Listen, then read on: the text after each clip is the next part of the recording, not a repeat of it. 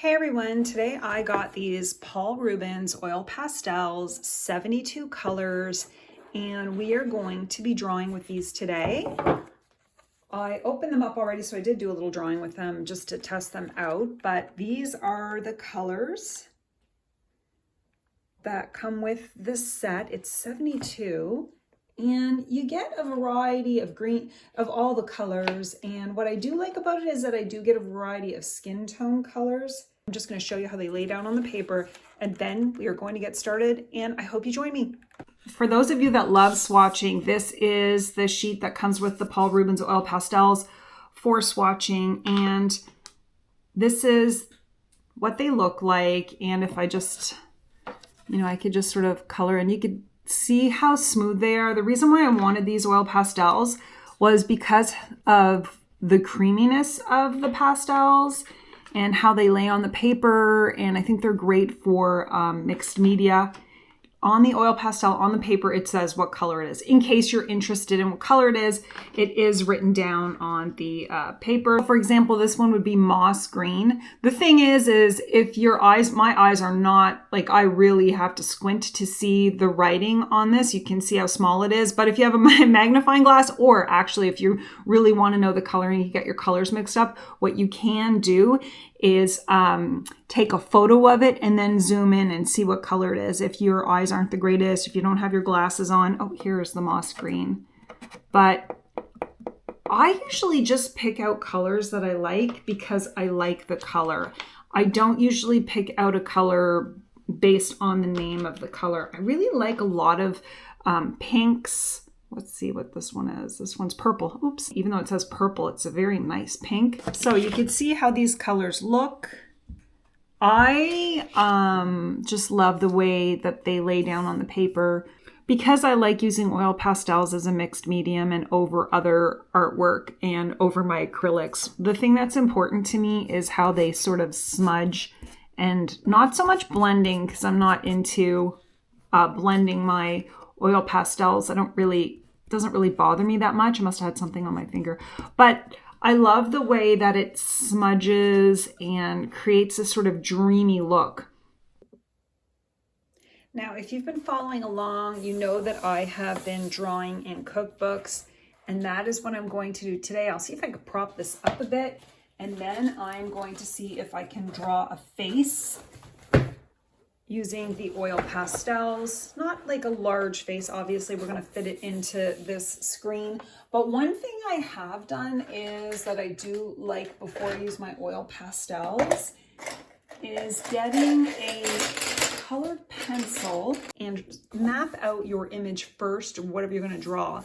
And then for me personally, then I like coloring with the oil pastels. So here's what I'm going to do. And I like drawing on an old cookbook or an old book because it just gives a nice background to it. This cookbook doesn't have any sheen to it. It's great paper to use for drawing, and it just gives a nice background when you're drawing, so you're not staring at a white page.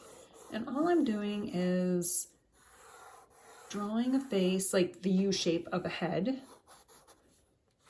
And I like to then come down and do sort of a fancy neck. And I'm just going to do some loops for whatever fancy clothes this woman is wearing.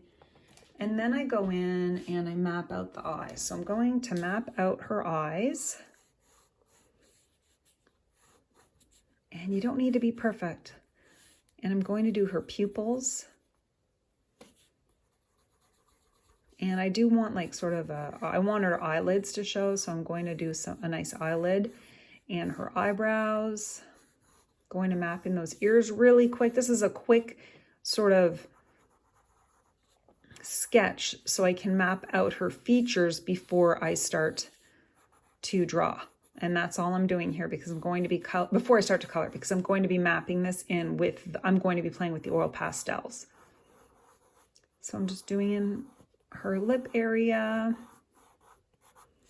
And I kind of like how magical she looks. I'm going to just map in her hair. And I think she looks kind of, I definitely think I want some stars or something here. I'm grabbing a nice peachy color. It's like a pinkish color, and I'm just doing one side of her face before I go into the other side with a lighter color. I'm not too concerned with realistic skin tone shades. If you watch my videos, I always say do one side a little bit darker than the other. I don't know if her ears are going to make the final cut. And just a little bit of shadow there. Now I'm going to pick a lighter color, and I think it's going to be this sort of, I think this is Titan Buff. These oil pastels are named, so you can search them by name when you're looking in your palette of colors. And so I'm doing one side of her face one color and one side another color, just because I feel like it really, there's no actual rhyme or reason why I'm doing this. And I think I'm going to add a little bit of cheek color here. This is kind of the same color, but a little bit darker. And I have this really, there's a really cool purpley, I love this color, and I should look it up, whatever color this is. You can see it's written there, but it's too small for me. But I love this, whatever color this is, I love it. And so now I'm just sort of, I'm not really paying too much attention, but I'm adding some shadow to this woman and just playing around. I do want it on her eyelids, but I don't want everything to be the same. So I'm going to choose a bit of a darker shade and get in around the eyes, because a lot of times around the eye and like I said, in between the eye and the nose, there are shadows there. And so I'm kind of just playing around, and I'm not getting too caught up in the details, but I really like how that looks. I wonder if I could use that pink tone. I don't know if I want, no, I don't want a dark pink. I might add some of the lighter color here.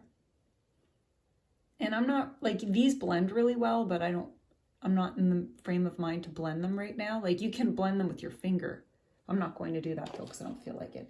Now I'm going to add her lip color.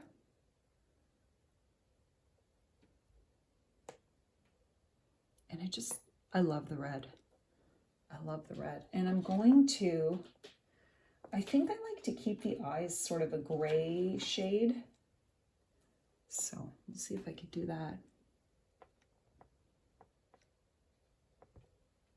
Keeping her eyes a gray color. And then, really hoping my dog doesn't bark here, but then I'm going to go back in, put her pupils in there. Somebody's dog is barking. And I kind of like the way that looks. I'm going to get her nose in there a little bit. And maybe a little bit for her lip. I don't want to do too much here, but I'm just kind of, there we go.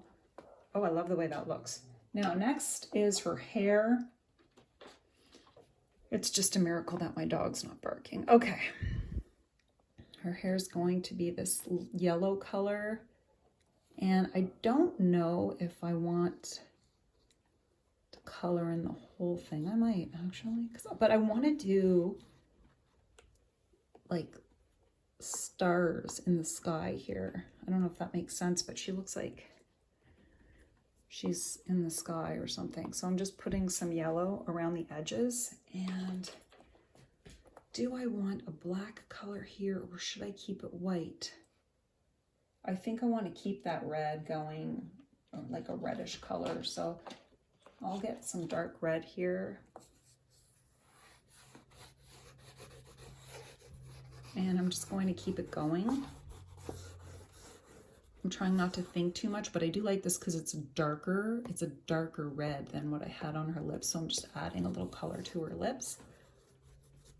And I know she looks sad, but I know that's how a lot of my artwork goes, but I do want to get her eyelids in a bit. And her eyebrows maybe, to try to make it pop a bit more.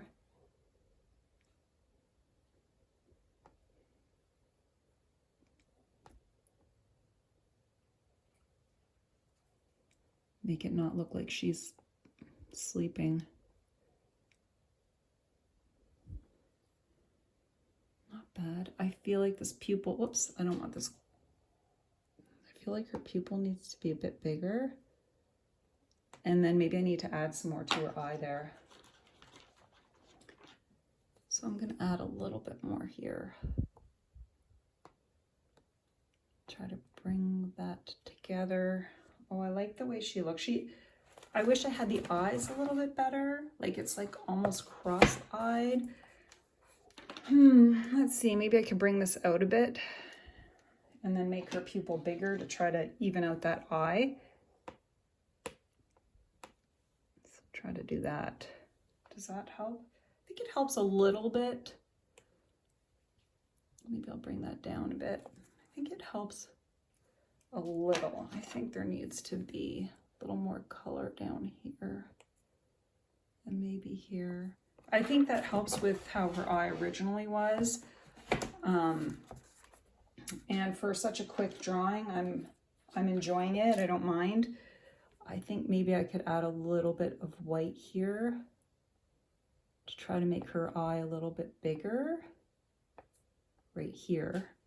Try to even that eye out. She's got like, it's hard. Sometimes when I look through my phone, I see it differently than if I'm just looking at it with my own eyes. And now I'm just lightly going over this part of her face. And the chin would have some highlights on it. So I'm going around because one side of the face is going to be highlighted compared to the other. I feel like I could maybe work on her nose a touch. And I'm trying to use a really light touch here so this kind of blends in, like, I like that. Just using the white a bit to blend it in. And I'm using a very light touch. I love her lips. Okay, I think I might add a little bit to her hair. Do I need to add a darker color? What color did, okay. A lot of times closer to the head, the hair is like darker. And I don't really want to blend it in too much, but closer to the head is going to be darker. I'm liking the way that's looking. I kind of want there to be a dark blue with the stars in the sky there with her. So I'm just going around those yellow parts. I don't really know what I'm doing here. I'm just going around and seeing what I can create. And now I might want to add a lighter color, like a lighter blue, or maybe a more, let's see, this is a purpley blue.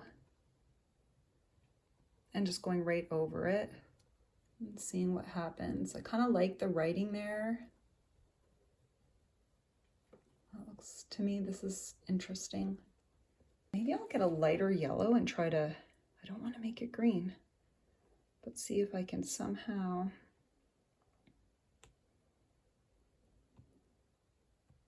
make those stars look starry. I might just try to blend this a bit.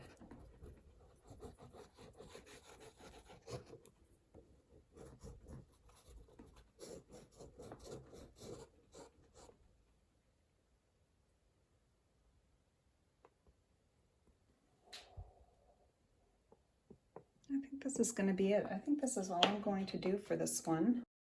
This is the final artwork with the oil pastels. I'd love to hear from you guys if you followed along. And I hope you all have a wonderful day and happy sketching.